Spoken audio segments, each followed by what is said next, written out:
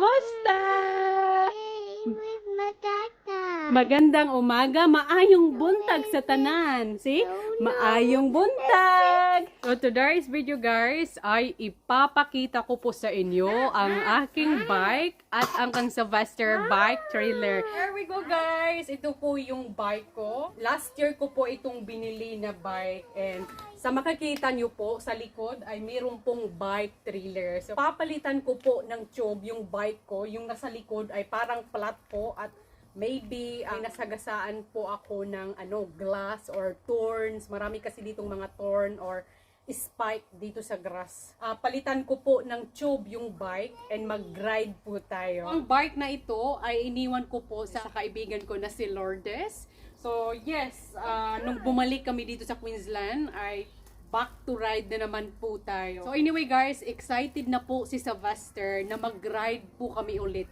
Yan po talaga ang dahilan na binili ko po ang bike at saka bike trailer for we can ride together.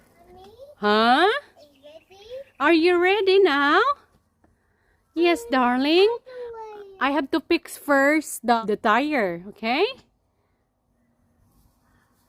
So, yung bata, naglalaro na. So, may binili din ako dito yung bag. Ay, separate po ito guys. Binili ko po talaga ito. If ever, kailangan ko maglagay ng napis, wipes. Oh, medyo po talaga, parang mataas. Pero I can adjust yung upuan. At meron din po side mirror. So, para po, matanggal lang po to siya adjustable po to yung side mirror. And, para makita ko po sa likod. So, para po siyang motorbike. Tire na ito, Diyos ko po.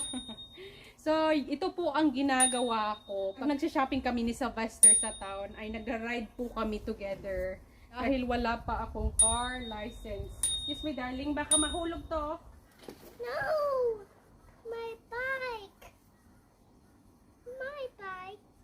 What happened to my bike? It's broke!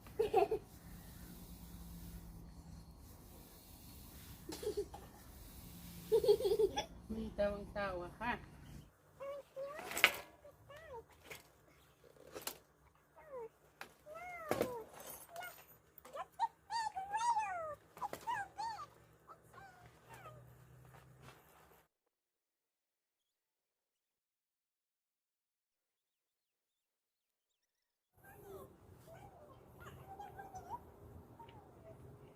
Yes, darling. We're gonna ride soon. Ang islo naman.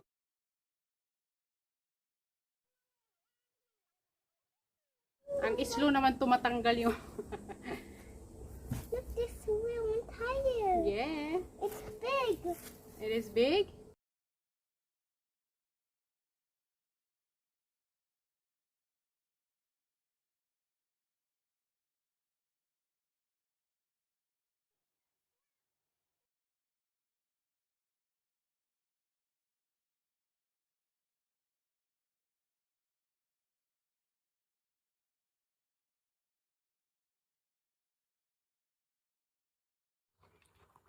O yung tube na kailangan natin tanggalin. Ayan.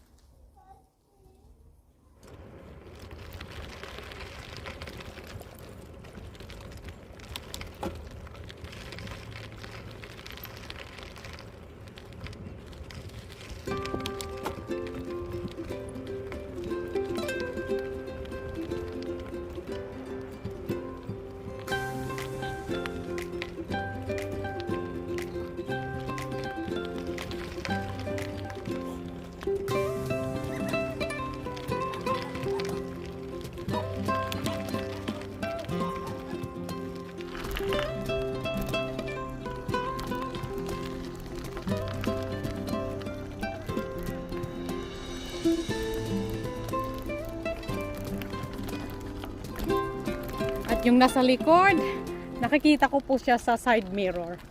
At nakikita ko din yung mga sasakyan sa likod ko. So, pwede lang ako magpagilid kung may sasakyan or kung maliit yung highway.